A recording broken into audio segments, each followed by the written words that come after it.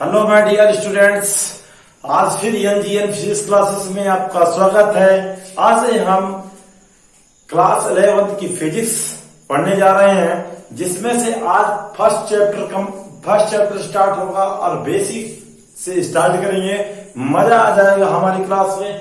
चलिए class 12th की physics में यानी फिजिक्स में क्या है सबसे पहले चैप्टर में देखते हैं, यानी यूनिट नंबर 1। हम इसमें क्या पढ़ेंगे मेरे बच्चों? इसमें हम सबसे पहले पढ़ेंगे स्थिर विद्युत। क्या पढ़ने जा रहे हैं? स्थिर विद्युत की या स्थिर विद्युत। मेरे बच्चों स्थिर विद्युत पढ़ने जा रहे हैं, यानी इलेक्ट्रोस्टैटिक्स के बारे में पढ़ेंगे। इलेक्ट्रोस्टैटिक्स मेरे प्यारे बच्चों बहुत जबरदस्त और मजेदार क्लास होने वाली है। इलेक्ट्रोस्टैटिक्स,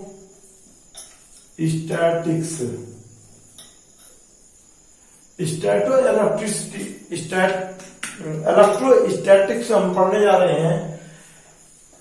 इलेक्ट्रोस्टैटिक्स में मेरे बच्चों क्या है, देखिए इलेक्ट्रोस्टैटिक्स में हम इलेक्ट्रो का मतलब क्या पढ़ेंगे? इलेक्ट्रो का मतलब होता है, यानी सबसे पहले आपको पता होना चाहिए चार्ज, आवेश इसको कहते हैं। क्या कहते हैं? आवेश इसको कहते हैं। और स्टैटिक्स का मतलब होता है एट रेस्ट, यानी विराम। यानी आपको यहां से कॉन्सेप्ट पता चल जाएगा। स्टैटो इलेक्ट्रिसिटी क्या है, इलेक्ट्रोस्टैटिक क्या है, यानी जिसमें आवेश एट रेस्ट में है, यानी विराम में है। मेरे प्यारे बच्चों इतना अच्छा कॉन्सेप्ट है ये, इतना अच्छा कॉन्सेप्ट है, क्या बताइए। यही से आपको पता चल जाएगा आवेश के बारे में। इलेक्ट्रो का मतलब मैंने बताया कि चार्ज होता है, और स्टैटिक्स का मतलब होता है एट रेस्ट, यानी विराम। यहां पास आवेश कैसा है? आवेश यहां पास जो चार्ज है वो कैसा है? विराम। कैसा है? विराम स्थिति में है। यानी यहां पास इस यूनिट में आवेश गति नहीं करता है, ओनली फॉर ये क्या रहता है? विराम रहता है। और इसी में हम पढ़ेंगे चैप्टर 1 एंड चैप्टर 2। चैप्टर 1 में हम पढ़ने जा रहे हैं, यानी सबसे पहले आपको पता होना चाहिए इलेक्ट्रिक करंट के बारे में, यानी स्टैटिक इलेक्ट्रिसिटी। स्टैटिक इलेक्ट्रिसिटी यानी स्थिर विद्युत पढ़ेंगे, और सेकंड में पढ़ेंगे हम विभव, यानी स्टैटिक पोटेंशियल पढ़ेंगे। ये हमारे चैप्टर 2 है, सॉरी चैप्टर 2 पढ़ेंगे। हाँ, चैप्टर 1 आज स्टार्ट करने जा रहे हैं हम, यही से स्टार्ट करेंगे। सबसे पहले देखेंगे आवेश के बारे में। आवेश क्या है? चलिए स्टार्ट करते हैं आवेश के बारे में। मेरे प्यारे बच्चों क्लास में कंटिन्यू बने रहिए, लास्ट तक देखिए, मजा आ जाएगा। हर एक कॉन्सेप्ट बेसिक से बेसिक आज हम कंप्लीट करेंगे। सबसे पहले हम पढ़ेंगे आवेश के बारे में। मेरे प्यारे बच्चों आवेश क्या है? आवेश यानी चार्ज, इसका कॉन्सेप्ट हम पढ़ेंगे, यानी चार्ज के बारे में। चार्ज बहुत इंपॉर्टेंट। जब तक हम किसी मूल यानी बेसिक पार्ट का अध्ययन नहीं करते, तब तक हमें समझ में नहीं आता कि वो क्या। आपको पता होना चाहिए कि जो चार्ज होता है और द्रव्यमान एक दूसरे के अनुरूप हैं। किसी वस्तु में यदि वो द्रव्यमान नहीं है तो वहां आवेश नहीं हो सकता। ये आपके दिमाग में, दिल दिमाग में बिल्कुल घुसा रहना चाहिए। समझते हैं है क्या? एक्चुअली आप लोगों ने द्रव्यमान के बारे में पता होगा। द्रव्यमान है क्या? एक्चुअली मास जिसको कहते हैं। मेरे प्यारे बच्चों ये मास आप लोग देखिए, जब हम पृथ्वी में खड़े रहते हैं ये मान लीजिए अर्थ है, यानी पृथ्वी में जो मेरा वजन है ना, मेरा भार है ना, मेरा वजन है, मेरा भार, वो कैसे, मेरा जो भार है ना वो द्रव्यमान, यानी मेरा वजन जो है वो मास है, और पृथ्वी क्या कर रही है, हमें गुरुत्वाकर्षण बल के कारण क्या कर रही है, अपनी ओर खींचे हुई है। यानी कहने का मतलब द्रव्यमान एक ऐसा मूलभूत गुणधर्म है जिसमें से किसी भी वस्तु को, मान लीजिए कोई व्यक्ति यहां पास खड़ा हुआ है, ये इस समय खड़ा हुआ, तो ये व्यक्ति क्या कर रहा है, इस पे भार, यानी इसका पृथ्वी में क्या हो रहा है, गुरुत्वाकर्षण बल लग रहा है, यानी पृथ्वी अपनी ओर खींच रही है। तो इसका कुछ ना कुछ एक निहित पदार्थ, यानी निहित पार्ट है इसके अंदर, यानी निहित भार है, जिसको हम समझते हैं कि क्या है। सबसे मजेदार की बात यह है मेरे बच्चों कि एक एक चीज जब तक हम कॉन्सेप्ट में बैठा के नहीं चलेंगे। अब द्रव्यमान है क्या, सबसे पहले इसके बारे में जानकारी लेंगे। किसी वस्तु में निहित पदार्थ की मात्रा, कहें क्या मतलब, किसी पदार्थ में क्या बोलेंगे, किसी पदार्थ में निहित, किसी, ऐसा लिख लीजिए, यहां पर वस्तु लिख लीजिएगा, किसी वस्तु में, ऐसा लिख लीजिए, कोई वस्तु है, किसी वस्तु में निहित पदार्थ की मात्रा को क्या कहते हैं, द्रव्यमान कहते हैं। द्रव्यमान क्या है, किसी वस्तु में, मतलब कोई वस्तु है, मान लीजिए ये आदमी है, इस पे क्या है, इसकी जो मात्रा है ना, इसकी जो मात्रा है, निहित पदार्थ की जो मात्रा होती है उसको हम द्रव्यमान कहते हैं, समझिए। तो यह व्यक्ति जो है ना, ये क्या कर रहा है, पृथ्वी पर भार लगा रहा है, यानी पृथ्वी इस पे गुरुत्वाकर्षण बल लगा रही है। क्या लगा रही है, गुरुत्वाकर्षण बल लगा रही है।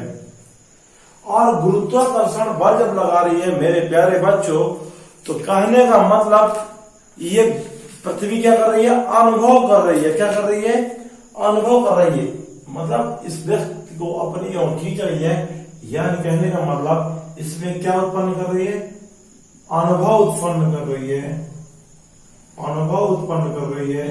और क्या कर रही है, अनुभव उत्पन्न कर रही है, या इसमें महसूस करवा रही है।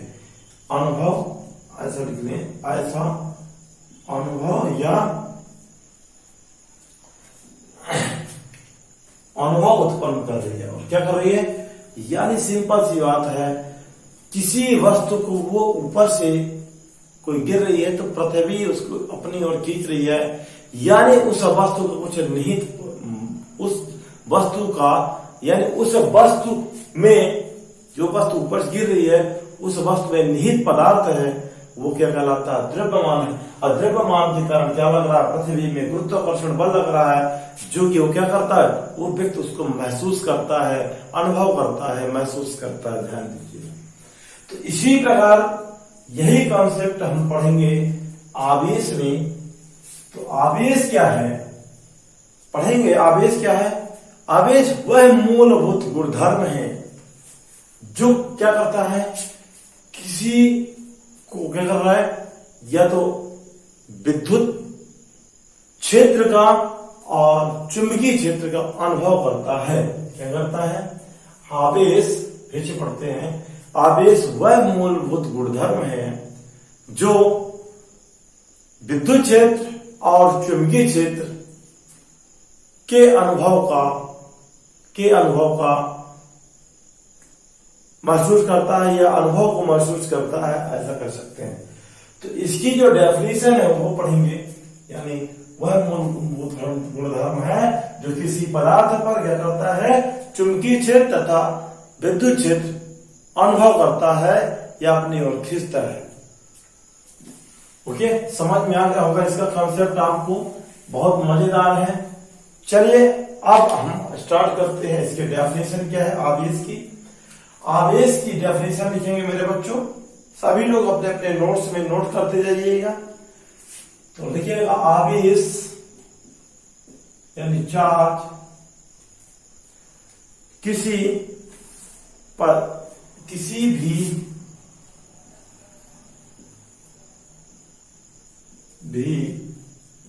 पदार्थ का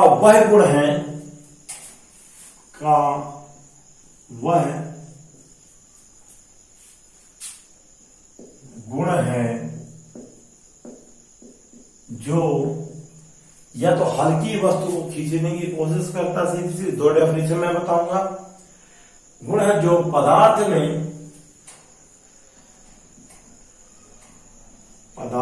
मेरे बच्चों बिल्कुल एक एक नोट्स बनाते चलिए सभी लोग, और विधिवत रूप से समझते जाएंगे। आवेश किसी भी पदार्थ का वह गुण धर्म है जो पदार्थ में क्या उत्पन्न करता है, विद्युत एवं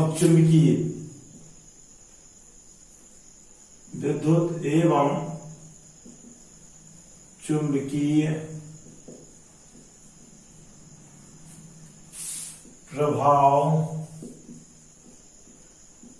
उत्पन्न करता है। समझिएगा, ये क्या उत्पन्न करता है, विद्युत तथा चुंबकीय प्रभाव उत्पन्न करता है। यानी आवेश किसी पता चलता है, या तो विद्युत क्षेत्र में उस किसी वस्तु को अपने ओर खींचे, चाहे चुंबक अपनी ओर खींचे, तो वही आवेश उसमें गुण होता है जो कि क्या करता है, एक प्रभाव उत्पन्न करता है। अथवा आवेश हल्की वस्तु, ऐसा लिख सकते हैं, आवेश में लिख लीजिए, आवेश में यहां पास आवेश में हल्की वस्तु को आकर्षित करने का गुण होता है। यानी वो हल्की वस्तु क्या करता है, अपनी ओर खींच लेता है, यानी वो क्या करता है, आकर्षित करेगा अपनी ओर, वही क्या कहलाता है, आवेश। ठीक है, सिंपल सी मतलब बात है, किसी हल्की वस्तु को आकर्षित करने का जिसमें गुण उत्पन्न होता है वो क्या कहलाता है, आवेश कहलाता है। ये समझिएगा। अब ये समझिए कि किसी वस्तु में, यदि कोई वस्तु है, किसी वस्तु में मेन सबसे महत्वपूर्ण किसका रोल होता है, एक इलेक्ट्रॉन का। यदि किसी वस्तु में इलेक्ट्रॉन ज्यादा है तो उसमें आकर्षण बल ज्यादा होगा, यदि इलेक्ट्रॉन कम है तो उसमें आकर्षण बल कम होगा। तो कहेंगे किसी वस्तु में इलेक्ट्रॉन की अधिकता एवं कमी, अधिकता एवं कमी होना आवेश को प्रदर्शित करता है। मेरे बच्चों एक एक चीज बिल्कुल नोट्स में लिखते जाइएगा और विधिवत तरीके से इसको लिखवाते जा रहा हूं। यह चीज आपको समझ में आ गई होगी। एक बिल्कुल बेसिक इंट्रोडक्शन चल रहा चार्ज का, और आवेश का बिल्कुल मक्खन करके चले गए। यानी आवेश की अधिकता एवं कमी समझ में आया होगा कि यदि आवेश अधिक है तो उसमें उसका प्रभाव ज्यादा होगा खींचने का, और अगर कम है इलेक्ट्रॉन्स तो कम खींचेगा। ये समझ में आएगा। इसका स्क्रीनशॉट सभी लोग ले लीजिए मेरे बच्चों। चलिए स्टार्ट करते हैं अब आगे। कॉन्सेप्ट ऑफ चार्ज देखेंगे, इसका कॉन्सेप्ट क्या है।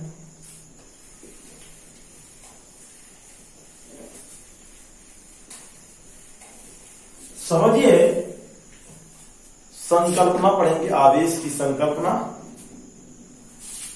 आवेश की संकल्पना देखेंगे, यानी कॉन्सेप्ट ऑफ चार्ज इसको पढ़ेंगे।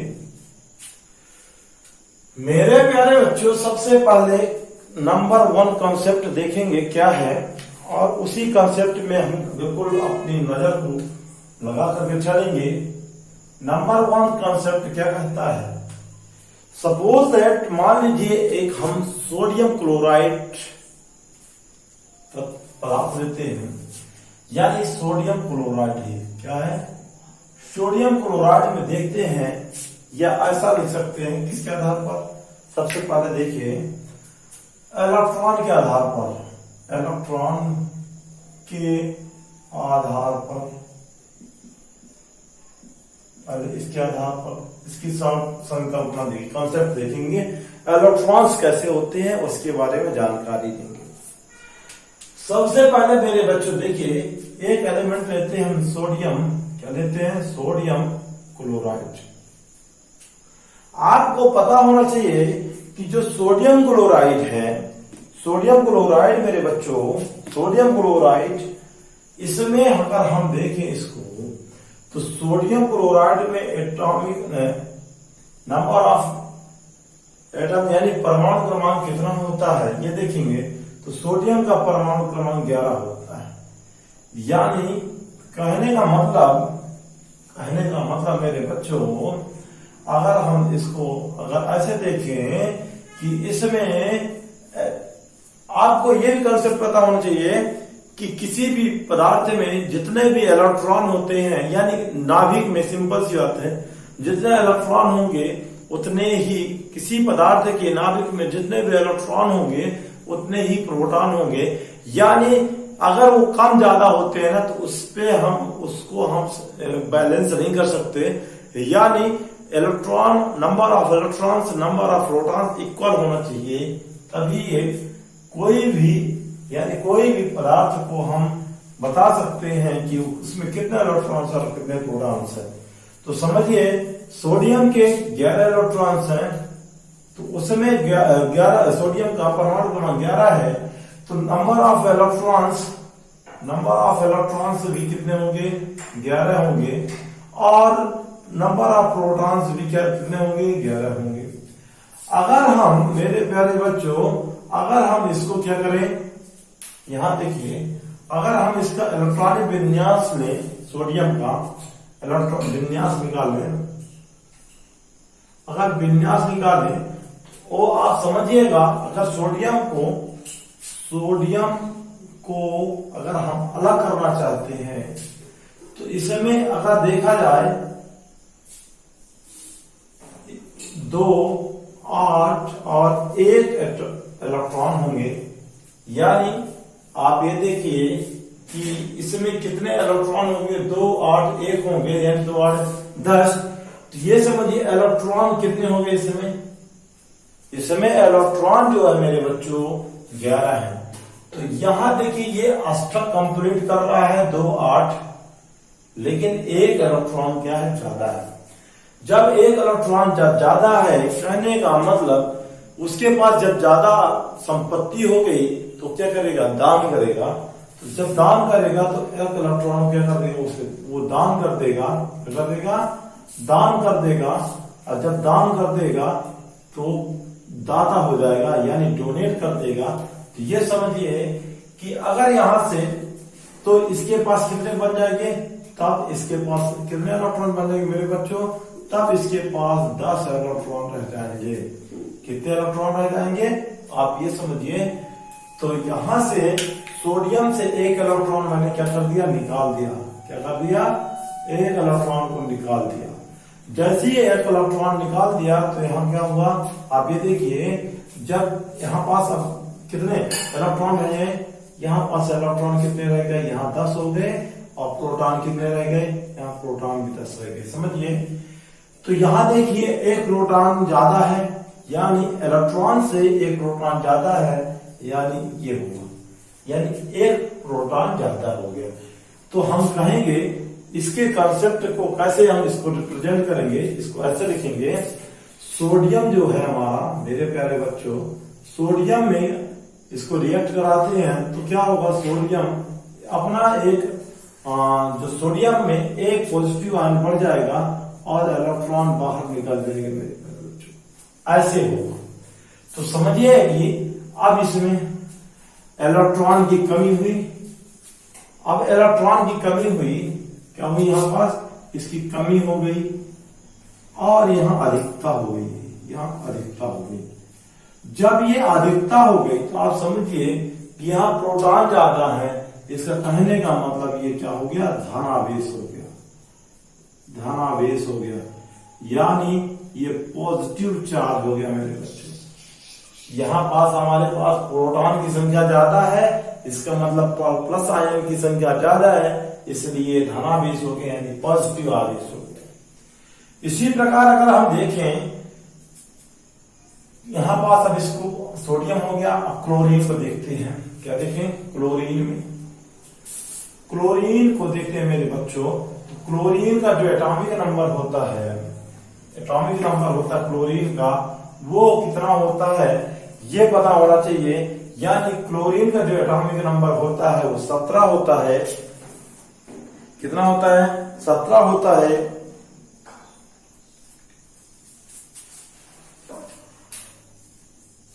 Cl, ये समझिए आप कि इसमें अभी इलेक्ट्रॉन कितने हैं, 17 है, 17 इलेक्ट्रॉन है, और प्रोटॉन भी कितने हैं, 17। इसमें 17 है, इसमें 17।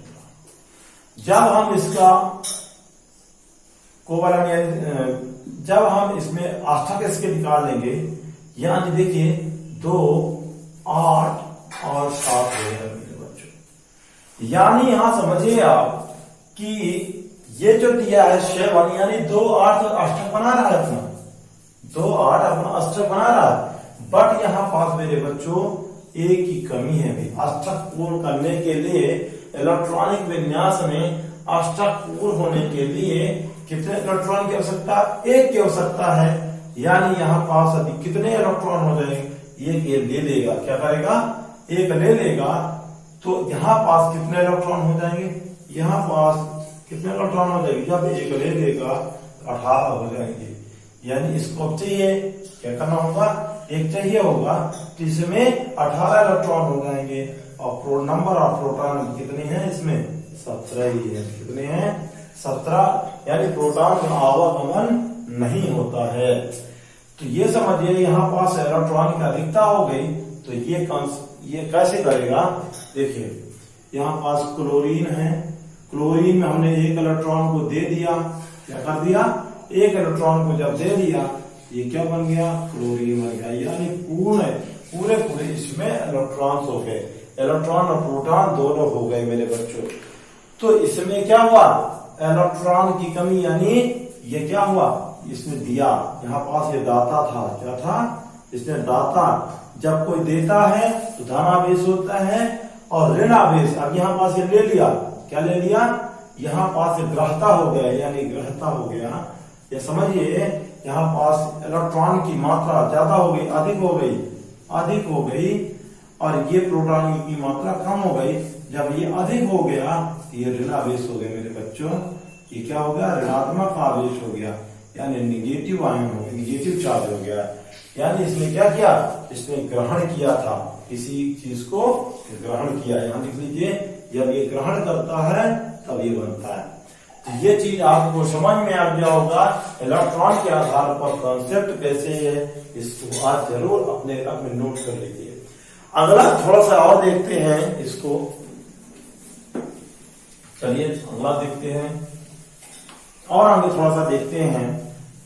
इस पे 2 चार्ज होते हैं, सेकंड वाला देखेंगे, यानी 2 टाइप्स के आवेश होते हैं, 2 types of charge. Charge 2 types के होते हैं, 2 टाइप्स के होते हैं। तो आप ये देखिए मेरे बच्चों, कौन कौन से, एक होता है यानी धनात्मक, एक होता धनात्मक आवेश, और एक होता है नंबर 1 होता है धनात्मक आवेश, दूसरा होता है ऋणात्मक आवेश। यानी ये क्या होता है, पॉजिटिव चार्ज, और ये क्या हुआ, ये हुआ नेगेटिव चार्ज। इसमें मेरे प्यारे बच्चों धनात्मक आवेश आप समझिए, धन, धन का मतलब होता है पैसा, रुपया, दान, जो भी बहुत सारा, ये क्या है, इसके पास ये धना ये है, ये अमीर आदमी है, क्या है, अमीर है, यानी इसके पास बहुत ज्यादा धन है, इसलिए धन ज्यादा होगा, ये क्या होगा, दान देगा, यानी इसको हम क्या कहेंगे, दाता कहेंगे। और जो दाता होता है वो क्या होता है, पॉजिटिव चार्ज होता है। दाता होता है, जो दाता होता है वो क्या हुआ, वो धन आवेश से, ध्यान दीजिएगा, पॉजिटिव आवेश, यानी सिंपल सी बात है, जो दान देगा क्या करेगा, जो दान देगा वो क्या होगा, हमेशा धनात्मक आवेश होगा। यानी इसमें उसने क्या दान दिया था, आप ये समझिए, इलेक्ट्रॉन को दान दिया था, यानी इलेक्ट्रॉन की कमी हो गई, यहाँ पास धनावेश में इलेक्ट्रॉन की कमी हो गई, जब दान दे दिया क्या करते, इसके पास बहुत सारा है। अब ऋणावेश, अब ये ऋण का मतलब समझिए, ऋण का मतलब होता है कर्जा, क्या होता है, कर्जा इसके पास, जब कर्जा है ये क्या होगा, कंगाल दास होगा, यानी ये क्या होगा, भिखारी होगा, क्या होगा, भिखारी होगा, ये यानी भिखारी जब होगा इसको क्या होगा, ये हमेशा मांगता रहेगा, यानी ग्रहण करता रहेगा, क्या करता रहेगा, तो ग्रहण। ऋणात्मक आवेश जो होता है वो क्या होता है, इलेक्ट्रॉन को ग्रहण करता है, और ये धनात्मक आवेश क्या होता है, इलेक्ट्रॉन को दान करता है, ये समझ लीजिए मेरे बच्चों। तो हम दूसरी भाषा में भी क्या कहते हैं, धनात्मक आवेश दाता होता है और ऋणात्मक आवेश ग्राहता होता है, यानी ग्रहण करता है। इस प्रकार से समझ सकते हैं मेरे प्यारे बच्चों, आपको ये समझ में आता होगा। अब ये समझिए, अब इसके दो कॉन्सेप्ट हैं, प्रॉपर्टीज हैं, इसके गुण क्या है, तीसरा देखेंगे गुण, इनके प्रॉपर्टीज क्या है। थर्ड में इसमें दो आवेश होते हैं, यानी सजाती आवेश होता है, सजाती, और एक होता है विजातीय आवेश। और अब ये समझिएगा मेरे प्यारे बच्चे, बहुत मजेदार बात है ये। सजाती आवेश क्या होते हैं, सजाती आवेश कहने का मतलब, मान लीजिए ये क्या हुआ, ये लड़का लड़का हो गया, क्या हो गया, लड़का लड़का हो गया, और लड़की लड़की हो गई, क्या हो गई, लड़की लड़की हो गई, समझने की कोशिश करिए, लड़की लड़की हो गई, दोनों मेल मेल है, क्या है, ये भी मेल है, ये भी मेल है, फीमेल फीमेल। इन दोनों के बीच हमेशा बॉय बॉय में झगड़ा होता है, गर्ल गर्ल से में क्या होता है, झगड़ा होता है। और दूसरे कॉन्सेप्ट में अगर समझा जाए मेरे बच्चों, अगर ये एक मेल हो जाए, यानी यहाँ पास ये मेल फीमेल हो गए, अगर एक मेल हो जाए एक फीमेल हो जाए, इनमें कभी भी झगड़ा नहीं होता, एक दूसरे के रिलेटिव होते हैं, यानी एक दूसरे के बहुत अच्छे फ्रेंड होते हैं, मित्र होते हैं। ये समझिए कि यहाँ पास क्या हुआ, ये विजातीय आवेश हो गया, क्या हो गया, विजातीय आवेश हो गया, विजातीय आवेश, सॉरी, विजातीय आवेश हो गया, और ये क्या हो गया हमारे, सजातीय आवेश। तो सजातीय आवेश जब होगा, इन दोनों के बीच क्या होगा, इन दोनों के बीच प्रतिकर्षण होगा बच्चों, क्या होगा, प्रतिकर्षण होगा, और विजातीय आवेश में हमेशा आकर्षण होगा, आकर्षण, अट्रैक्शन होगा। ये समझते हैं, समझ में आई बात। और आगे चलिए देखते हैं, जो अब इसमें सजातीय आवेश कौन कौन है, मान लीजिए प्लस प्लस है और माइनस माइनस है, इनमें क्या होता है, हमेशा प्रतिकर्षण होता है, क्या होता है, प्रतिकर्षण होता है, रिपल्सन होता है। और इसमें प्लस माइनस को मिला दिया जाए, यानी यहाँ पास आकर्षण होगा। ये समझिए, इन दोनों में क्या होता है, आकर्षण होता है, यानी इनमें क्या होगा, आकर्षण होगा मेरे बच्चों, क्या होगा, आकर्षण होगा। तो इस प्रकार से हम इसमें समझते हैं, इसमें क्या होगा, आकर्षण होगा, इसमें भी आकर्षण होगा। अब क्या करते हैं, थोड़ा सा इस पे चार्ज के बारे में और आगे चौथा कॉन्सेप्ट पढ़ते हैं। चौथा कॉन्सेप्ट क्या है, ये बहुत ध्यान देने वाली बात है। चौथा कॉन्सेप्ट पढ़ते हैं मेरे बच्चों। चौथे कॉन्सेप्ट में क्या लिखा हुआ, ध्यान देखिएगा सभी लोग। चौथे कॉन्सेप्ट में देखते हैं आवेश की आवेश का ऐसा मात्रक, यानी मात्रक क्या है इसका, आवेश का मेरे बच्चों मात्रक, बीमी सूत्र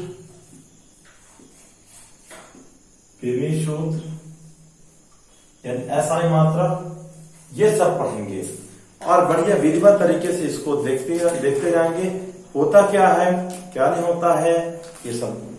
अब मात्रक सबसे पहले देखेंगे एसआई मात्रक मेरे बच्चों। एसआई मात्रक जो होता है आपको पता होना चाहिए, आवेश प्रवाह की दर को हम क्या कहते हैं, आवेश बराबर होता है मेरे बच्चों, आवेश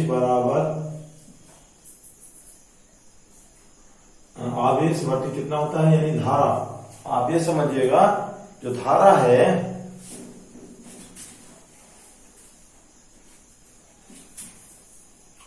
ये धारा जो है यानी आवेश बटे क्या होता है, समय होता है।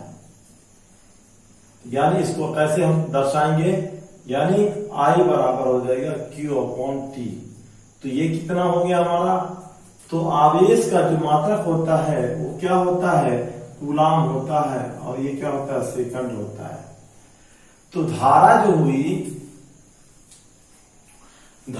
हुई आवेश, जो धारा को हम क्या कहेंगे, आवेश और कौन क्या हो जाएगा हमारा, आवेश और कौन समय हो गया। अगर हम आवेश को केवल निकालना चाहें, तो Q बराबर क्या होगा मेरे बच्चों, IT। यानी यहाँ जो क्या हुआ, आवेश को हम और सेकंड को यहाँ निकालित कर देंगे, यानी सेकंड को हमने टाइम को सेकंड से रिप्रेजेंट किया, I हमसे क्वांटिटी रख दी। यानी कहने का मतलब जो आवेश का, ऐसे लिखिएगा, आवेश का जो एसआई मात्रा होता है ना वो कूलाम होता है मेरे बच्चों। क्या होता है, कूलाम यानी C होता है। आप समझिए कूलाम होता है। अब CGS पद्धति में इसका मात्रक, CGS पद्धति में स्थायिक कूलाम बोल देंगे। क्या बोल देंगे, स्थायिक कूलाम बोलेंगे। ओके, ये आ गया। इस प्रकार से हम इसकी मात्रा पढ़ लिए, एसआई मात्रा भी पढ़ लिए और CGS पद्धति की मात्रा भी पढ़ लिए। अब आते हैं बीमी सूत्र में। बीमी सूत्र जब देखते हैं तो यहां हमने देखा कि अभी यहां पास हमने पढ़ा Q=I/A, यही सूत्र था, यानी आवेश। तो धारा का जो मैंने अभी देखा, जो धारा का बीमी सूत्र होता है वो क्या होता है, विद्युत धारा का यहाँ पास T है। ये अब आते हैं आवेश बराबर होता है धारा, यानी विद्युत धारा गुणे समय। बच्चों अभी मैंने 7 फंडामेंटल यूनिट आपसे पता होना चाहिए, यानी धारा का, विद्युत धारा का जो मात्रा होता है वो होता है एम्पियर। ये होता है एम्पियर यानी A, गुणे समय का जो मात्रक होता है वो होता है सेकंड, यानी एम्पियर सेकंड। अगर ये तो आ गया आवेश का, यानी अथवा इसको हम एम्पियर सेकंड भी बोलते हैं, यानी इस प्रकार से एम्पियर सेकंड हो गया आवेश का। बट अगर और देखें अगले स्टेप में, तो आवेश का जो बीमी सूत्र होता है उसको कैसे निकालते हैं, एम्पियर ही होगा। अब यहाँ पास देखिए, जो बीमी सूत्र एम्पियर का है तो ए तो रहेगा, बट समय को हम ए और समय का मात्रा क्या होता है, सेकंड, यानी टाइम T हो जाए। इसको हम AT से दर्शाएंगे, अथवा इसको हम विधिवत रूप से मेकअप लगा दे, इसमें MLTA, ML0 भी TA आ गया। इस प्रकार से इसका बीमी सूत्र हो गया मेरे बच्चों आवेश का। तो समझिए, इस प्रकार से हम इसको बीमी सूत्र को पढ़ेंगे। तो इस प्रकार से मैंने आवेश की कंसेप्ट को क्लियर किया। अब हम पढ़ेंगे मेरे बच्चों जो भी है आवेश का यानी आवेश का क्वांटीकरण को समझेंगे, फिर इसके बाद आवेश का संरक्षण पढ़ेंगे। तो स्टार्ट करते हैं आवेश का। सबसे पहले पढ़ लेते हैं आवेश संरक्षण का नियम। सबसे पहले बच्चों पढ़ेंगे आवेश संरक्षण का नियम। आवेश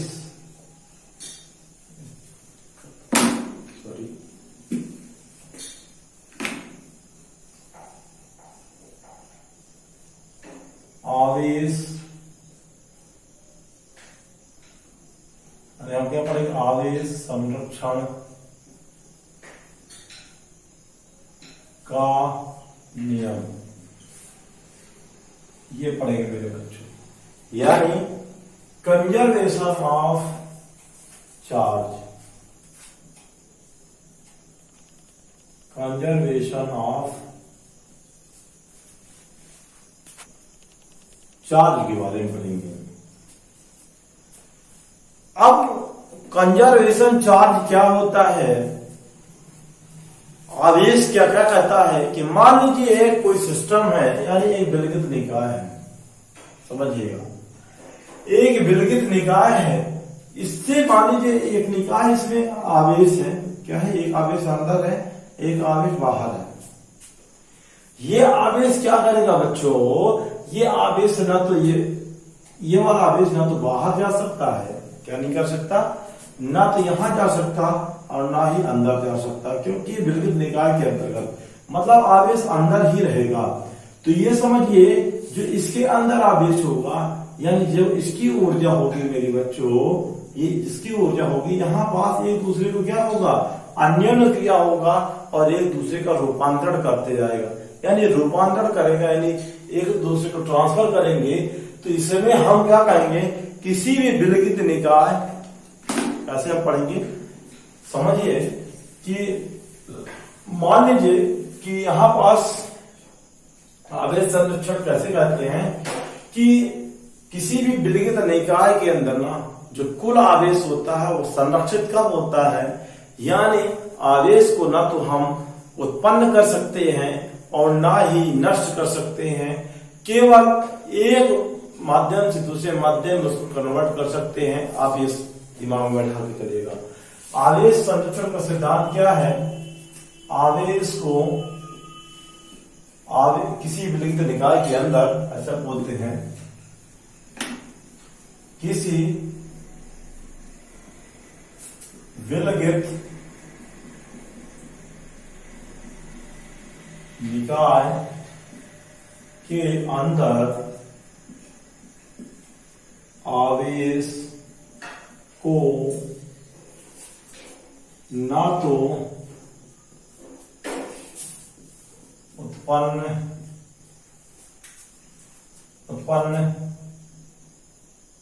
और ना ही नष्ट किया जा सकता है, केवल एक माध्यम से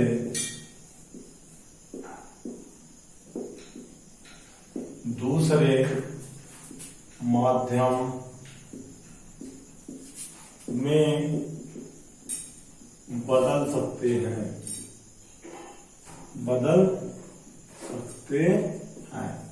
इसी प्रकार, अर्थात कहने का मतलब, अतः आवेश क्या होता है, अतः आवेश निकाय में, अतः निकाय में, ऐसा लिखिएगा, अतः निकाय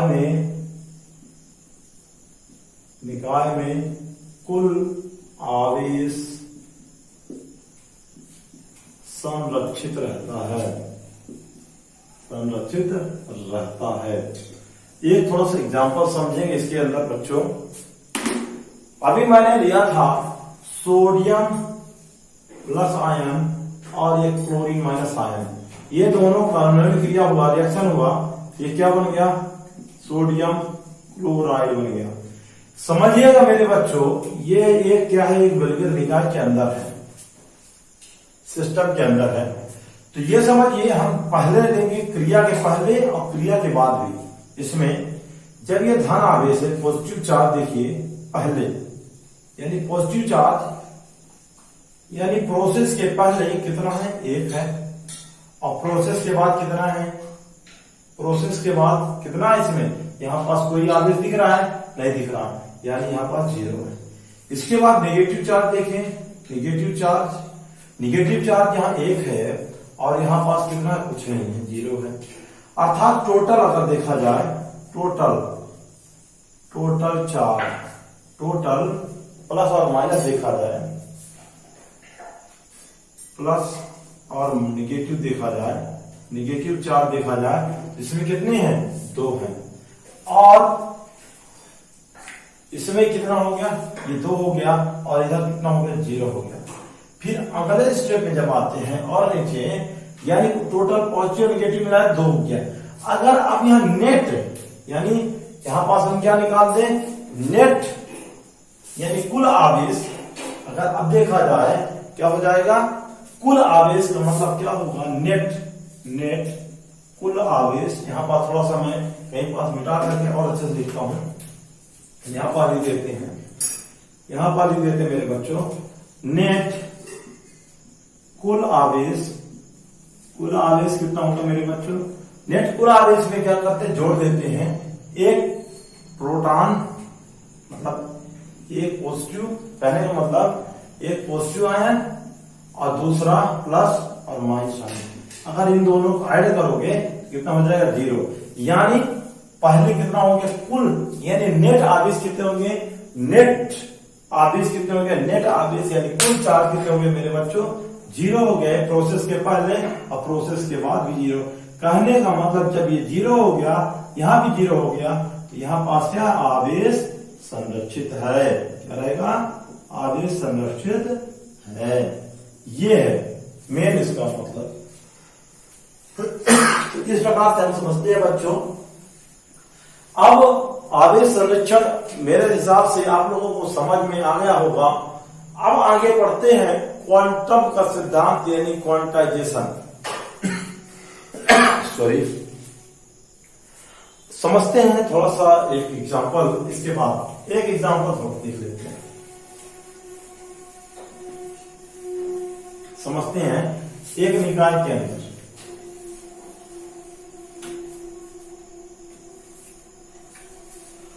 एक निकाय मान लीजिए, ये निकाय है, इसमें 2 आवेश हैं, यानी कहने का मतलब +3 कूलम है और यहाँ -4 कूलम आवेश है, 2।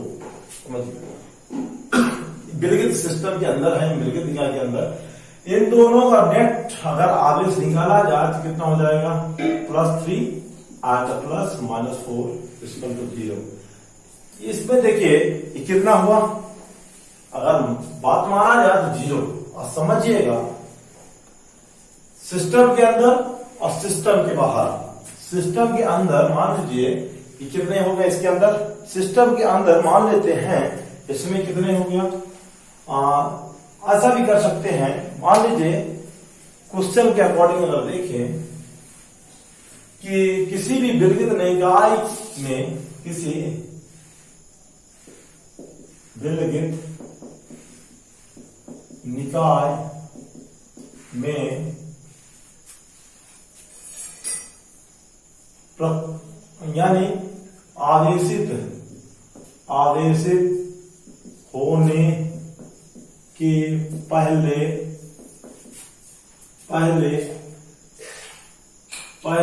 कितने आवेश था, पहले आवेश कौन सा आवेश मान लीजिए 3 कूलम है और -4 कूलम है।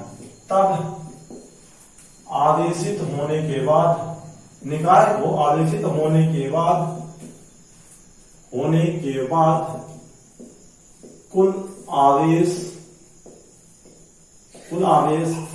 5 कूलम हो जाता है। कितना हो जाता है, 5 कूलम हो जाता है तो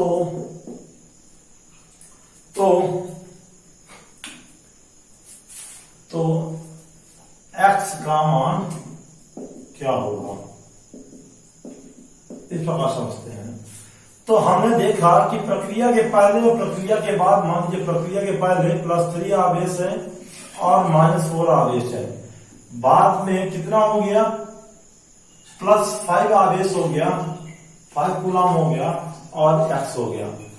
अगर इन दोनों को हम देखें प्रक्रिया के बाद में कितने आवेश होते हैं, देखिएगा ये भी पता चल जाएगा। अगर इनको हम जोड़ दें या हम इस प्रकार से लिख दें, कह सकते हैं यहाँ सही, यहाँ पास मान लीजिए 5 या 4 कूलम कर दें, तो यहाँ पास कितना हो जाएगा, मान लीजिए इसको हमने कहा माइनस आ गया और 5 हो गया, 5 + x की वैल्यू 4 है, 4 हो गया, तो x बराबर कितना हो गया, ये इधर आ गया तो x बराबर 5 कूलम आ गया।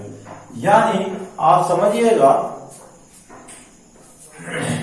समझिएगा कि इसमें कितना था, -1 और इधर ऐड हुआ, ये जब ये इधर आया तो -5 हो गया। यानी प्रक्रिया के बाद भी कितने आवेश हुए, यानी -5 कूलम आवेश बचे थे। यानी इस प्रकार से हम इसको अब क्या कहेंगे, टोटल कंजर्वेट रहेंगे, इस प्रकार से हम समझते हैं। अगला पढ़ते हैं मेरे बच्चों, हम पढ़ेंगे यानी कुल आवेश के बारे में। अगला पढ़ेंगे क्वांटम यानी क्वांटाइजेशन। क्वांटाइजेशन पढ़ने के बाद हम क्या करेंगे, आगे पढ़ते हैं। चलिए स्टार्ट करते हैं क्वांटाइजेशन।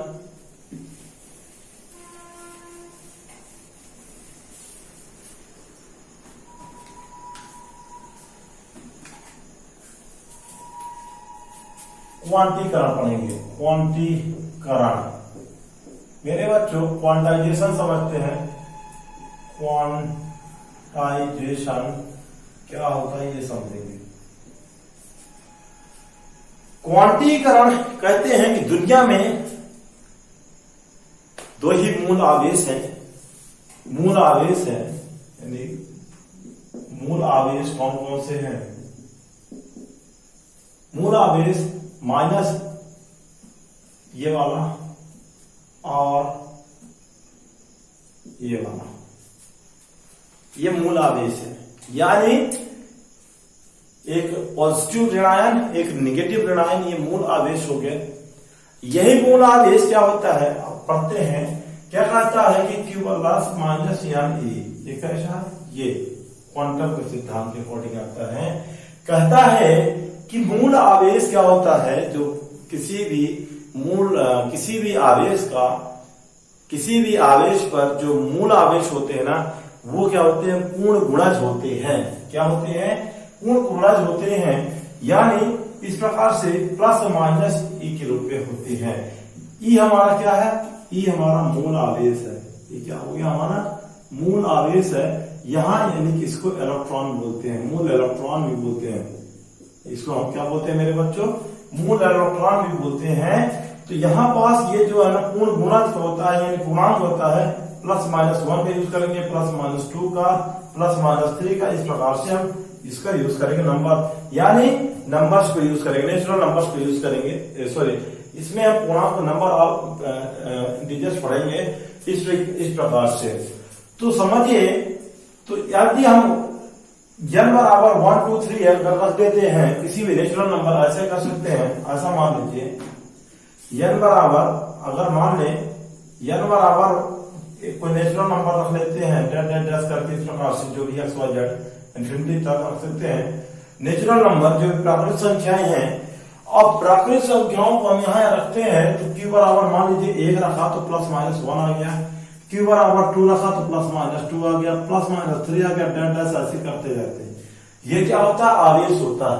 यहाँ देखिए नेगेटिव और पॉजिटिव दोनों हैं, इसलिए हम कहते हैं कि ये क्या होता है, मूल इलेक्ट्रॉनों का क्या होता है, ये पूर्ण गुणज होता है आवेश, और इसी को हम क्वांटम सिद्धांत कहते हैं। समझिए, इसमें क्वांटम संख्या कौन नहीं हो सकती है, नोट करके लिखिए। क्वांटम संख्या कौन नहीं हो सकती, नंबर 1 भिन्न वाली संख्या, भिन्न संख्या, यानी भिन्न संख्या का मतलब जो P/Q के रूप में है, इस प्रकार से। फिर सेकंड है दशमलव वाली दशमलव, दशमलव संख्याएं, दशमलव संख्याएं ये भी क्या नहीं हो सकती, ये भी दोनों क्वांटम संख्याएं नहीं हो सकती। जैसे फॉर एग्जाम्पल मान लो 1.34 आ गया, 3.56 आ गया, ये क्वांटम संख्याएं नहीं है मेरे बच्चों। जैसे भिन्न संख्या 1/2, 3/5 ये है, ये संख्याएं नहीं हो सकती। क्वांटम संख्याएं केवल क्या होंगी, मूल इलेक्ट्रॉन के पूर्ण गुणज के रूप में ही होती है। ये हो गया हमारा क्वांटम संख्या। आप इसको बढ़िया तरीके से समझिए मेरे बच्चों। अगली वीडियो में हम पढ़ेंगे आवेशन, यानी आवेश कैसा होता है, आवेशन को कंप्लीट करेंगे। आवेशन के बाद जो भी है और आगे डिस्कस करेंगे। सो आज के लिए बस इतना ही। जय हिंद, जय भारत। Thank you.